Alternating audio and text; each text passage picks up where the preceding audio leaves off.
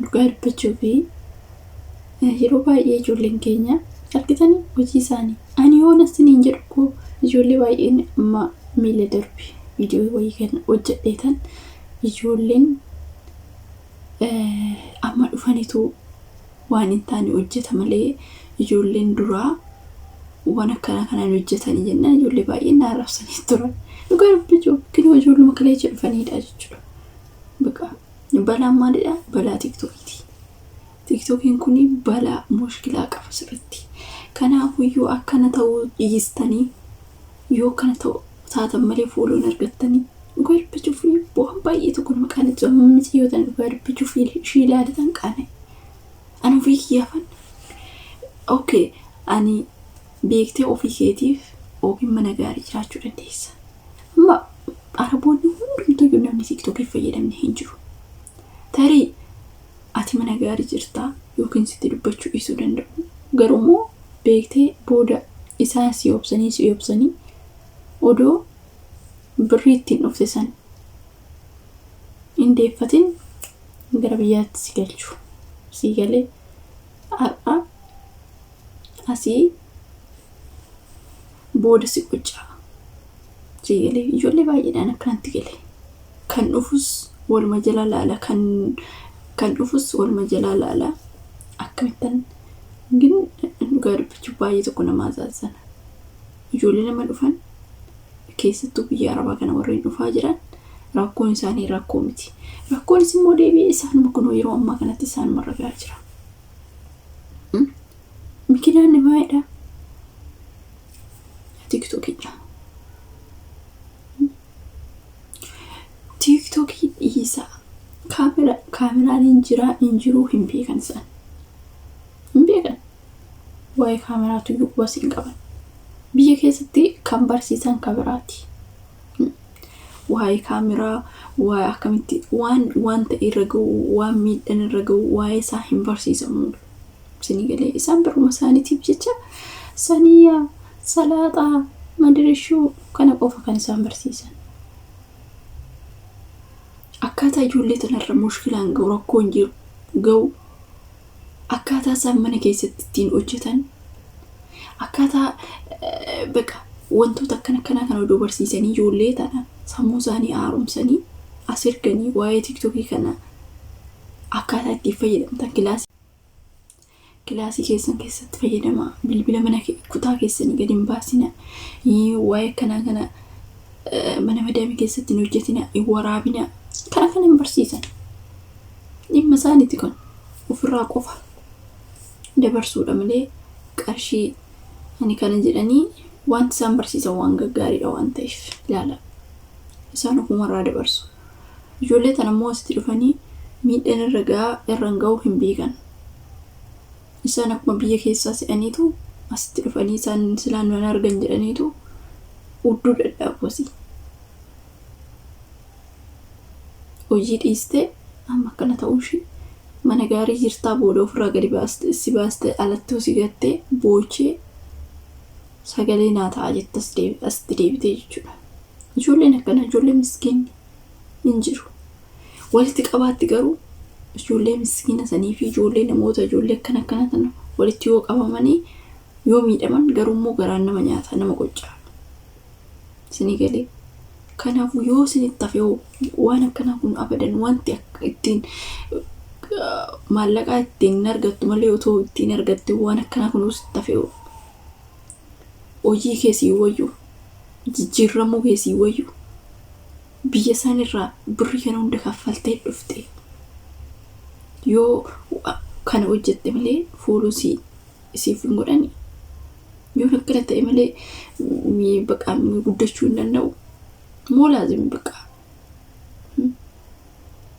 በጣም እንድሩጋር በችው ዋን ባይ ተኮ ነማ ገረመሲ ነማ ዱጋር በችው በነጀች ነው ወላልችስ ዲሳ ኢንኢሳ ታዋነ ከነ ኩል ሲኒ ዋጡ ዋን መዳሚን እንጃለን ነው ጀቲና ላ booddee takkaan ishee mana hidhaatti gaafa guuramtee achitti tumamte garii lubbuu isaanii baasu, garii hin tumu, garii biyyatti deebisu. Maatiin qotiyoo qabu yookiin immoo lafa katamaa qabu tokkotti gurguree yookiin erge isheen osoo isaan deebisiin gara biyyatti deebitee galti. Kuni garuu rakkoo eenyuti jechuudha, rakkoo isheeti. Odoo gadi jettee bultee siif gaariidha. Akkana ta'an malee hin jiraatan jechuudha.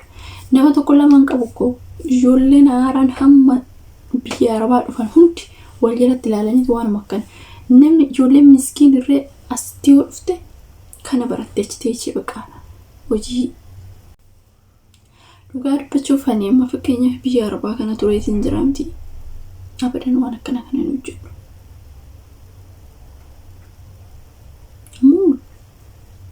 Dhugaa dubbachuuf waan hin beekuuf isaan waan hin beekneef itti fakkaachuu wanta namarra ga'us hanga irra ga'utti malee wanta isaan irra ga'us rakkoo isaan irra ga'us waan hin beekneef hin hojjetu. Akka barbaadan ta'u.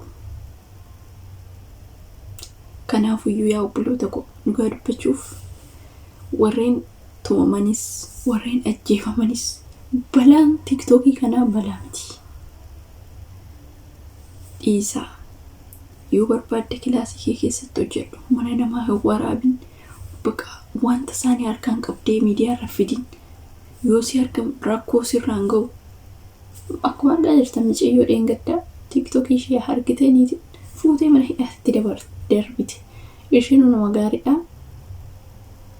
Ana akkanatti biraa haftee iyyuu hin ta'u. Isinii galee tokko mana hidhaattu sin darbu. Baasee salatti gara tarii yookiin immoo lubbuu ishee baasaa jechuudha. Ni beektu Araboota. Kanaafiyyuu isinitti ta'afu kilaasii keessan keessatti akka barbaadan ta'a. Garuu mana namaa waraabu ishee midhaa qixaatii qaba.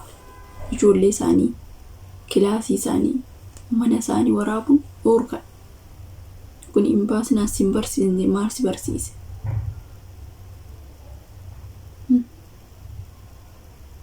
Kanaafuu ijoolleen keenya adabadhaa ta'a. Dhugaa dubbachuuf rakkoon isinirra ga'a. Adabadhaa ta'a. Hojii Arabootaa dhiistanii waan akkana kan hojjetin akkamitti saatii qabaattere asin jetti. Nama miskiina iyyuu laakinu kaddama Itoophiyaa haadha sa'uun TikTok atis fi akka ishee kanatti hojjetta boru jettini anan biraasa miskiina saniyyuu waqqastini jechuudha. Viidiyoo kee kana argite miidiyaa irratti waan gaarii kanaayyuu poostinu goote wanta irraa barannu kanaayyuu gidi jettu hojjettu ana sirriitti Arabs garbichuuf sheemi ejaanim ijoollee ammaa kana baay'ee deemta silaayis mataa maal qabdi dhugaa dubbichuuf waan irraa bareedu waan irraa bareen hin beekan namumti gurguddaan kun jechuudha. Namumti bakka dhugaa dubbichuuf ijoolleen kaleessa waggaa 15 waggaa 16 biyya baati.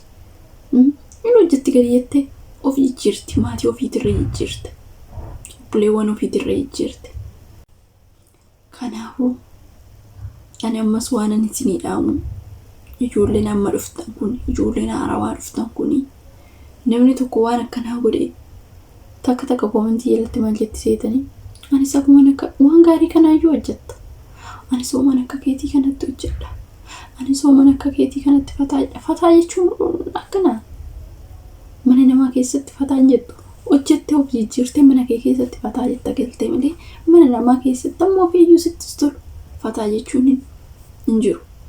Si galee dura hojjedhu of jijjiiri of ta'ii gaafa kaddaamnati dhaabaate gaafa shinti beetii namaa dhiquudhaa mana namaati mana keetti baate fataa jettee isa malee uffata uffadhee fataa jechuun akkasii miti. Kanaafiyyuu nu wallaalinaa mana namaa keessatti waan hin taaneen hojjetinaa isiniin jechuu barbaadetanii ijoolleen biraa immoo namoonni sina siraata qabdan namoonni miidiyaa sanuu hin beekne asumarraan dhiifama warreen viidiyoo akkanaa hojjettan garuu sirriitti of eeggannoo godhaa. Booda rakkoon keessan mataadhuma keessanitti deebi'ee rakkoo isinirraan gahaa jiru san immoo namni sagalee isinii ta'u hin jiru. Kanaaf waan akkasiitti isiniin jedhaa turtii gaarii qabaadhaa nagaan naa turaa.